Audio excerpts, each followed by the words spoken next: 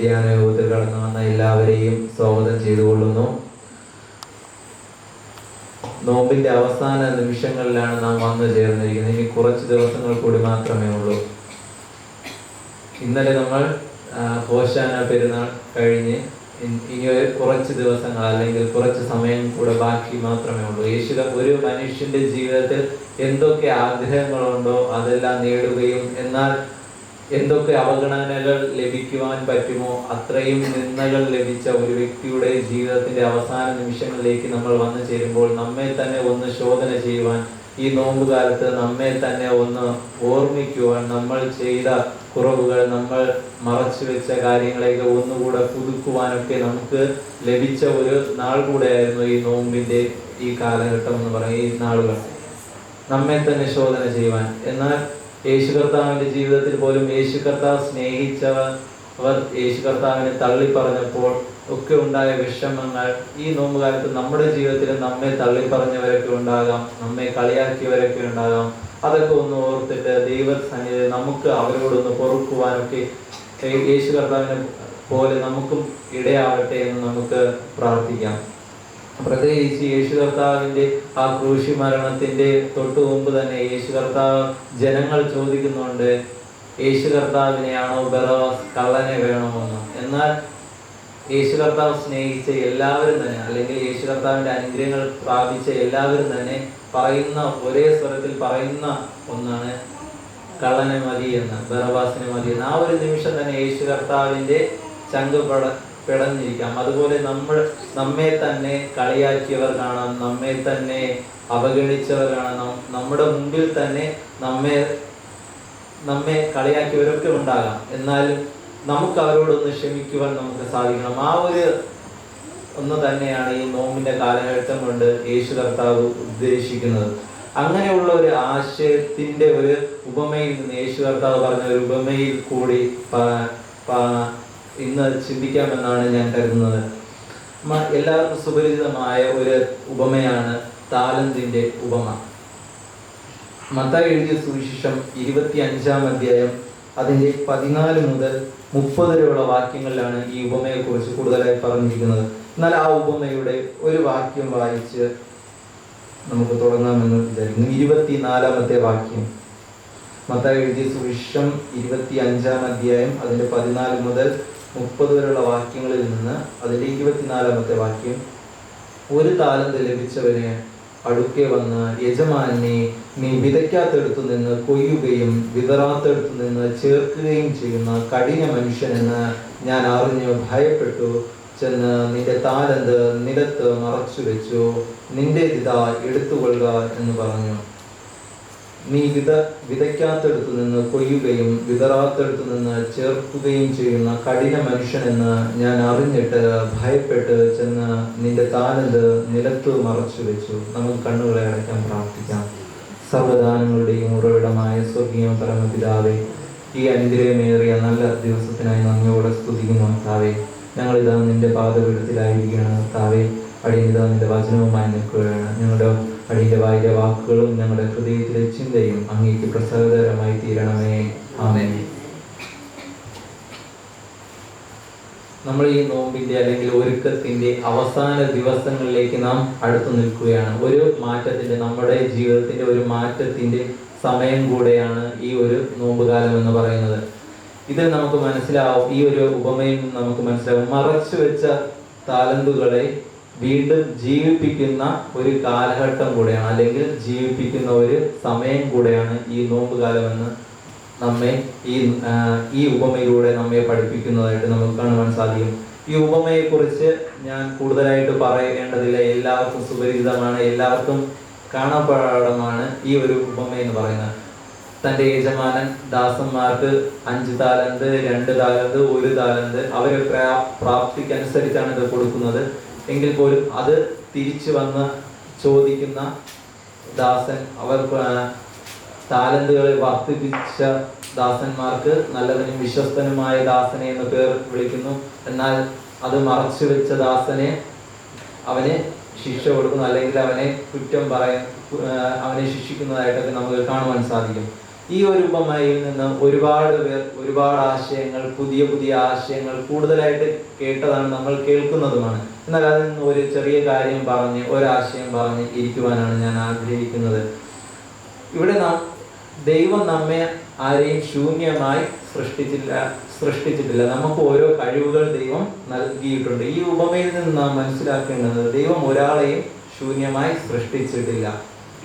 ഓരോരുത്തർക്കും ദൈവം അവരുടെ പ്രാപ്തിക്കനുസരിച്ച്, എനിക്കായിക്കോട്ടെ നിങ്ങൾക്കായിക്കോട്ടെ എല്ലാവർക്കും അവരുടേതായ പ്രാപ്തിക്കനുസരിച്ച് താലന്തുകൾ കൊടുത്തിട്ടുണ്ട് എന്ന് നമുക്ക് മനസ്സിലാക്കുവാൻ സാധിക്കും. കഴിവുകൾ, അല്ലെങ്കിൽ ആരോഗ്യം, വിശ്വസ്തമായിരിക്കുക, അല്ലെങ്കിൽ അവസരങ്ങൾ, ദൈവം ഒരുപാട് അനുഗ്രഹങ്ങളൊക്കെ കൊടുത്തിട്ടുള്ളതായിട്ട് നമുക്ക് ഈ താലന്തിൽ നിന്ന് നമുക്ക് മനസ്സിലാക്കണം. എന്നാൽ ദൈവം ആഗ്രഹിക്കുന്നത് നമ്മൾക്ക് എത്ര താലന്ത് തന്നു എന്നുള്ളതല്ല, എന്നാൽ തിരിച്ച് നമ്മളുടെ താലന്തിനെ എങ്ങനെയൊക്കെ വർദ്ധിപ്പിക്കുന്നു, അല്ലെങ്കിൽ എങ്ങനെയൊക്കെ അതിനെ പുഷ്ടിപ്പെടുത്താം, അല്ലെങ്കിൽ എങ്ങനെയൊക്കെ അതിനെ വർദ്ധിപ്പിക്കാം എന്നതാണ് യേശു കർത്താവ് അല്ലെങ്കിൽ ദൈവം നമ്മിൽ നിന്ന് ആഗ്രഹിക്കുന്നത്. നമ്മുടെ താലന്തുകൾ, നമുക്ക് നൽകിയ താലന്തുകളെ വർദ്ധിപ്പിക്കുന്നതാണ് യേശു കർത്താവിന് അല്ലെങ്കിൽ ദൈവത്തിന് ഇഷ്ടം. അത് നാം ഇന്ന് മനസ്സിലാക്കും. നമ്മുടെ താലന്തുകളെ നമ്മുടെ പേടി കാരണം അല്ലെങ്കിൽ അതിനെ ഒന്ന് മാറ്റി വെക്കുകയല്ല, നമ്മുടെ താലന്തിനെ എങ്ങനെയൊക്കെ എവിടെയൊക്കെ നമുക്ക് ആ താലന്തിനെ വർദ്ധിപ്പിക്കാം, ഏതൊക്കെ സ്ഥലത്ത്, അതാണ് നാം ആലോചിക്കേണ്ടത്. എന്നാൽ ഞാൻ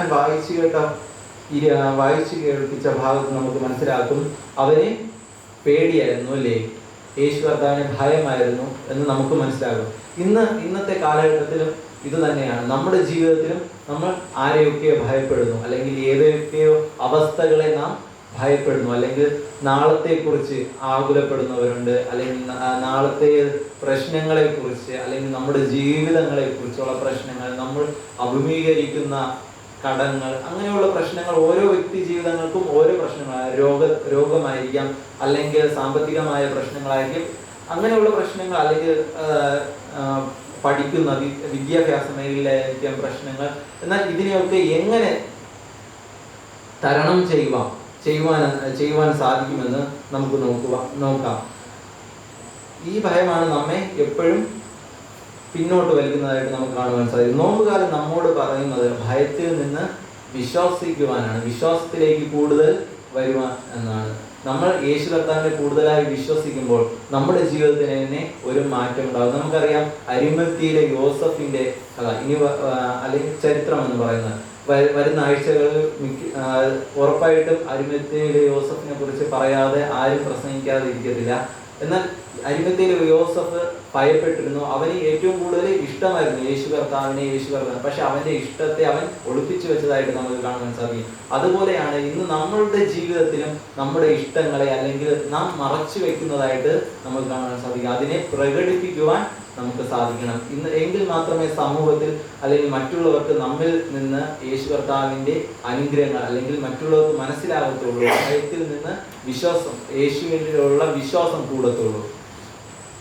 ദൈവം നമ്മിൽ നിന്ന് പ്രതീക്ഷിക്കുന്നത് എന്താണ്? ഫലമാണ് അല്ലേ? നമ്മിൽ നിന്ന് ഏറ്റവും മൂല്യമേറിയ ഫലം, അല്ലെങ്കിൽ എങ്ങനെയൊക്കെ നമുക്ക് താലന്ത് നേടിയെടുക്കാം, അതാണ് യേശു കർത്താവ് ഉദ്ദേശിക്കുന്നത്. നമ്മിൽ നിന്ന് നല്ല ഫലം കായ്ക്കുവാനാണ് യേശു കർത്താവ് ആഗ്രഹിക്കുന്നത്. 5 താലന്ത് കിട്ടിയവനും 2 താലന്ത് കിട്ടിയവനെയും കൊടുത്തവനെയും നമുക്ക് നോക്കിക്കഴിഞ്ഞാൽ അവർക്ക് രണ്ടുപേർക്കും ദൈവം ഒരേ ആൻസറാണ് പറഞ്ഞത്, നല്ലവനും വിശ്വസ്തനുമായ ദാസനെ എന്നാണ് രണ്ടുപേർക്കും പറഞ്ഞത്. എന്നാൽ മൂന്നാമത് 1 താലന്ത് കിട്ടിയവനെ ശിക്ഷിക്കുകയാണ് ചെയ്തത്. അതിൽ നിന്ന് തന്നെ നമുക്ക് മനസ്സിലാക്കുവാൻ സാധിക്കും, നമ്മൾ എത്ര നേടിയാലും അല്ലെങ്കിൽ നമുക്ക് തന്ന താലന്തിനെ എത്ര വർദ്ധിപ്പിക്കുവാൻ സാധിച്ചാലും ദൈവം അത് നമുക്ക് അനുഗ്രഹമാണ്, അല്ലെങ്കിൽ ദൈവം ആ ഫലത്തിനെ ഒരേപോലെയാണ് കാണുന്നത്. നമ്മൾ എങ്ങനെ പരിശ്രമിക്കുന്നു, നമ്മൾ എങ്ങനെ അധ്വാനിക്കുന്നു, ആ ഒരു താലന്തിനെ എങ്ങനെ നമ്മൾ വർദ്ധിപ്പിക്കുന്നു എന്നതാണ് യേശു കർത്താവ് നോക്കിക്കാണുന്നത്. അതിനെ നമ്മൾ മാറ്റി വെച്ചു കഴിഞ്ഞാൽ അല്ലെങ്കിൽ അതിനെ മറച്ചു വെച്ചു കഴിഞ്ഞാൽ അത് ദൈവ സന്നിധിയിൽ അത് കുറ്റകരമാണ് എന്ന് നമുക്ക് ഈ ഒരു ഉപമയിലൂടെ നമുക്ക് മനസ്സിലാക്കാൻ സാധിക്കും. മറച്ചു വെക്കൽ എന്ന് പറയുന്നത് ഒരു ആത്മീയമായ നഷ്ടമാണ്. നമ്മുടെ ജീവിതത്തിൽ ഒരു ആത്മീയമായ നഷ്ടമാണ് നമ്മുടെ കഴിവുകളെ മറച്ചു വെക്കുന്നത് എന്ന് ഈ ഉപമയിലൂടെ നമുക്ക് മനസ്സിലാക്കുവാൻ സാധിക്കും. 1 താലന്ത് കിട്ടിയവൻ അവൻ ഒന്നും ചെയ്യാതെ അതിനെ മറച്ചു വയ്ക്കുകയാണ് ചെയ്തത്. ഇന്ന് നമ്മൾ പലപ്പോഴും നമ്മുടെ കഴിവുകളെ അല്ലെങ്കിൽ നമ്മുടെ പ്രാർത്ഥനകളെ മറന്നു പോകുന്നതായിട്ട് നമുക്ക് കാണുവാൻ സാധിക്കും. അല്ലെങ്കിൽ സേവനങ്ങൾ അല്ലെങ്കിൽ കഴിവുകളെ ഉപയോഗിക്കാതെ നമ്മൾ മാറ്റി വെക്കുന്നതായിട്ട് കാണുവാൻ സാധിക്കും. ആരുടെങ്കിലും എന്തെങ്കിലും പറഞ്ഞു കഴിഞ്ഞാൽ ചെയ്യാൻ പറ്റത്തില്ല എന്ന് മുഖത്ത് നോക്കി പറയുന്നവര് നമുക്ക് കാണുവാൻ സാധിക്കും. ഒന്ന് പ്രാർത്ഥിക്കുവാൻ പറഞ്ഞു കഴിഞ്ഞാൽ ചിലവർക്ക് നാണമായിരിക്കും, മടിയായിരിക്കും. എന്നാൽ ദൈവസന്നിധി എന്താ? ഇതെല്ലാം ആത്മീയമായ നഷ്ടമെന്നാണ് പറയുന്നത് ദൈവസന്നിധി. എന്നാൽ നമുക്ക് ആത്മീയമായ വളർച്ച ഉണ്ടാകണമെങ്കിൽ, ആത്മീയമായ നമ്മുടെ താലന്തുകളെ വർദ്ധിപ്പിക്കണമെങ്കിൽ നാം എന്താ ചെയ്യേണ്ടത്? അതിനെ നമ്മൾ പരിശ്രമിക്കണം എന്നാണ് ഈ ഒരു ഉപമയിലൂടെ നമ്മോട് പറയുന്നത്. ഈ നോമ്പിന്റെ അവസാന ദിവസങ്ങളിലേക്ക് അടുക്കുമ്പോഴും നാം മനസ്സിലാക്കേണ്ടുന്നത് നമ്മുടെ കഴിവുകളെ മറച്ചു വെക്കാതെ എഴുന്നേറ്റ് നിൽക്കുവാനും നമുക്ക് ഉള്ളത് എങ്ങനെയൊക്കെ പ്രവർത്തിച്ച് മറ്റുള്ളവർക്ക് നമ്മുടെ കഴിവുകളെ മറ്റുള്ളവർക്ക് കാണിച്ചു കൊടുക്കാൻ പറ്റും എന്ന് നാം മനസ്സിലാക്കുക. പ്രവർത്തനത്തിൽ വളരുക, സ്നേഹത്തിൽ പ്രവർത്തിക്കുക, അതുപോലെ ദൈവത്തിന് സമർപ്പിതമായ ജീവിതം നയിക്കുക. അതൊക്കെയാണ് ദൈവം നമ്മിൽ നിന്ന് ആഗ്രഹിക്കുന്നത്. പ്രിയ സഹോദരങ്ങളെ, നമ്മുടെ ജീവിതം ഒരു ദിവസമെങ്കിലും ദൈവം നമ്മെ പരിശോധിക്കുവാൻ വരും. താലന്ത് കിട്ടിയ യജമാനൻ ദാസന് കൊടുത്തപ്പോൾ ആ താലന്ത് 5 താലന്ത് അവർ വർദ്ധിപ്പിച്ചോ ഇല്ലയോ എന്ന് ചോദിക്കുന്ന ഒരു ദിവസം അവർക്ക് അഭിമുഖീകരിക്കേണ്ടി വന്നു. അതുപോലെ നമ്മുടെ ജീവിതത്തിലും യേശു കർത്താവ് വന്ന് ചോദിക്കുന്ന ഒരു ദിവസം ഉണ്ട്. അന്ന് നമ്മൾ ആഗ്രഹിക്കുന്നത് എന്താ? എന്തോ ആണ് കേൾക്കുവാൻ ആഗ്രഹിക്കുന്നത്? നല്ലതും വിശ്വസ്തനുമായ ദാസനെ എന്നാണോ, അതോ മറിച്ച് അത് നാം ആലോചിക്കും. നമ്മൾ ഏറ്റവും കൂടുതൽ ആഗ്രഹിക്കുന്നത്, ഞാൻ ആഗ്രഹിക്കുന്നതായാലും നിങ്ങൾ ആഗ്രഹിക്കുന്നതായാലും നാം ഓരോരുത്തർ ആഗ്രഹിക്കുന്നതായാലും നല്ലവനും വിശ്വസ്തനും എന്ന ദാസന, അത് തന്നെയാണ് യേശു കർത്താവും നമ്മിൽ നിന്ന് ആഗ്രഹിക്കുന്നത്. നല്ല ഫലം കായ്ക്കുവാനാണ് യേശു കർത്താവും ആഗ്രഹിക്കുന്നത്. അതിനു വേണ്ടി ഇന്ന് തന്നെ നമുക്കൊരു തീരുമാനമെടുക്കണം. നമ്മുടെ കഴിവുകളെ മറച്ചു വെക്കാതെ, നമ്മൾ ഒന്നിനെയും ഭയപ്പെടാതെ വിശ്വാസത്തോടെ പ്രവർത്തിക്കുവാൻ അതിനായി ദൈവം നമ്മെ ഏവരെയും അതിനെ ഒരുക്കട്ടെ. ഈ ഒരു ഫലം തന്നെയാണ് നമ്മളിൽ നിന്ന് ആഗ്രഹിക്കുന്ന, ഈ ഒരു ഫലം തന്നെയാണ് ദൈവം ആഗ്രഹിക്കുന്നത്. നമ്മുടെ കഴിവുകളെ മറച്ചു വെക്കാതെ, നമ്മുടെ പ്രശ്നങ്ങളെ അല്ലെങ്കിൽ പ്രതിസന്ധികളെ മറച്ചു വെക്കാതെ, നമ്മുടെ ഭയത്തെ, പേടിയെ, ഇതൊന്നും മറച്ചു വെക്കാതെ യേശു കർത്താവിൽ കൂടുതലായിട്ട് വളരുവാൻ അല്ലെങ്കിൽ നല്ല ഫലം കായ്ക്കുവാൻ നമ്മിൽ നിന്ന് യേശു കർത്താവ് ആഗ്രഹിക്കണം. അത് തന്നെയാണ് ഈ നോമ്പ് കാലത്ത് നാമും ഒരു തീരുമാനം എടുക്കേണ്ടത്. നമ്മുടെ ജീവിതത്തിലും യേശു കർത്താവിനെ മുൻനിർത്തി ജീവിക്കുവാൻ, നമ്മുടെ താലന്തുകളെ കൂടുതലായി വർദ്ധിപ്പിക്കുവാൻ ദൈവം നമ്മെ ഏവരെയും സഹായിക്കുമാറാകട്ടെ. ആമേൻ.